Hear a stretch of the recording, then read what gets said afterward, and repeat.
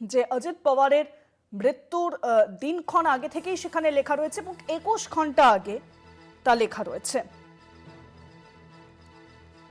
উইকিপিডিয়াতে স্পষ্টত লেখা আছে যে 27শে জানুয়ারি 2026-এ মৃত্যু হয়েছে অজিত পাওয়ারের এবং তা জানায় উইকিপিডিয়া। এবং তার ঠিক একদিন পরেই 28শে জানুয়ারি বিমান দুর্ঘটনায় মৃত্যু হলো মহারাষ্ট্রের উপমুখ্যমন্ত্রী অজিত পাওয়ারের। একই কাকতালীয় নাকি এর পেছনে রয়েছে কোনো রহস্য, ইতিমধ্যেই তা নিয়ে ঘনীভূত হচ্ছে বড় রহস্য।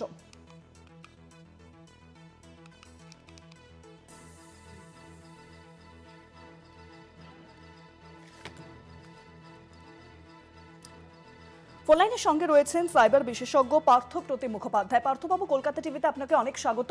বিমান দুর্ঘটনা আজকে আমরা দেখলাম যে অজিত পাওয়ারের মৃত্যু এবং তা ঘিরেই কিন্তু আবার রহস্য দানা বাজছে, কারণ উইকিপিডিয়াতে স্পষ্টত লেখা রয়েছে যে 27শে জানুয়ারি 2026-এ মৃত্যু হয়েছে অজিত পাওয়ারের এবং তা পোস্ট করা হয়েছে 21 ঘন্টা আগে।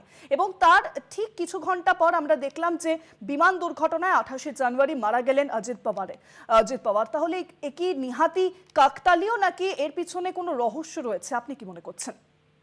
দেখুন, কাকতালীয় তো একদমই নয়। আপনারা যদি একবার উইকির পেজটা চেক করেন, ওখানে দেখবেন উপরে বড় করে লেখা আছে যে এটা highly edited. This article is currently been heavily edited বলে দেখবেন ওখানে একটা অপশন আসছে ওদের। যখন এটা এরকম কোনো ইনসিডেন্ট হয় না, অ্যাকচুয়ালি উইকিপিডিয়া বলতে আমরা মনে করি হয়তো উইকিপিডিয়া নিজস্ব মানে ওপিনিয়ন বা যেগুলো লেখে ওদের অ্যাডমিন যারা লেখে, অ্যাকচুয়ালি ব্যাপারটা সেরকম নয়। ব্যাপারটা হচ্ছে উইকিপিডিয়াতে আমরা যে কেউ এডিট করতে পারি। আপনার আমার মতো লোকরাই এডিট করছে কিন্তু, ঠিক আছে? তো সেখানে 3 রকমের পেজ থাকে। তো একটা ওপেন পেজ হয় যেখানে যে কেউ এডিট করতে পারে এবং সেই এডিটটা করার জন্য লগ ইন করারও দরকার হয় না। আর একটা যেটা হয় সেটা হচ্ছে সেমি প্রোটেক্টেড পেজ, সেখানে আপনাকে লগ ইন করতে হয়। আর কিছু ফুললি প্রোটেক্টেড পেজ থাকে, কিছু সেন্সিটিভ পেজ থাকে, সেইখানে অনলি অ্যাডমিন যারা থাকে তারা এডিট করতে পারে। তো এই ক্ষেত্রে হয়তো অনেক লোক মিলে যারা এডিট করেছে, এডিটের টাইম হতে পারে 27 ডেটটা দেওয়া হয়েছে, তো সেই কারণে উইকি আপাতত ওই ডেটটাই নেবে। তো পরবর্তীকালে গিয়ে যখন ওটাকে এরর মানে যারা চেক করবে, ওখানে যারা ভলান্টিয়ার থাকে, কমিউনিটি ভলান্টিয়ার বলে ওদের, তো ওরা যখন চেক করবে তখন গিয়ে আপনি হয়তো একদিন বা দুদিন বাদে গিয়ে দেখবেন যেটা ডেটটা ঠিক হবে। তো এটা কারেকশন হতে টাইম লাগে। তো এখন ডেটাবেসে ওটাই দেখাচ্ছে, তো ওটাই শো করছে। ইনফ্যাক্ট আমি আরো অন্য জায়গাতেও দেখছিলাম চেক করে ছবিতে, অনেক জায়গায় 2026 এর জায়গায় লেখা 20266 এরকম আর কি লেখা আছে ইয়ারে। তো এইগুলো আপনারা পাবেন। অ্যাকচুয়ালি ওদের কিছু পলিসিস থাকে, তো ওটার উপর ডিপেন্ড করে। তো এখন যেটা দেখাচ্ছে ওটাই থাকবে যতক্ষণ আপডেট হচ্ছে। সেই জায়গাতে আমার আরো একটি প্রশ্ন, এরকম হাই প্রোফাইল রাজনৈতিক ব্যক্তিদের পেজ যে কেউ কি এডিট করতে পারে? যে কেউ এডিট করতে পারে যদি তার পেজ প্রোটেক্টেড না হয় তাহলে। বাট এটার মানে এটা নয় যে যে কেউ এডিট করে দিল আর সেটাই মানে পার্মানেন্টলি ওখানে স্টে করবে। কারণ ওদের কিছু প্রোটোকলস থাকে, ওদের কিছু পলিসিস আছে, ঠিক আছে? যেরকম এনপিওভি বলে একটা পলিসি হয়, তো ওখানে আপনার নিউট্রাল পয়েন্ট অফ ভিউ দেখা হয়, প্লাস আপনার সোর্সটা দেখা হচ্ছে, আপনি কোনো পাবলিশড কোনো সোর্স থেকে দিয়েছেন কিনা। ওদের একটা এনওআর বলে একটা পলিসি আছে যেখানে নো অরিজিনাল কন্টেন্ট লেখা থাকে, মানে আপনি আপনার কোনো পার্সোনাল রিসার্চ বা কোনো আপনার মানে অন্য কোনো মানে পার্সোনাল ভিউ ওখানে দিতে পারেন না। তো সেইগুলো ওরা ডাবল চেক করে, ডাবল চেক করার পরেই কিন্তু ওটা কারেক্ট। এবার আপনি হতে পারে হয়তো কিছু মানে রং ইনফরমেশন দিলেন, সেক্ষেত্রে 5 জন হয়তো ভুল লিখছে, 100 জন এসে সেটাকে কারেক্ট করে, তো সেইগুলো চেক করা হয় পরবর্তীকালে।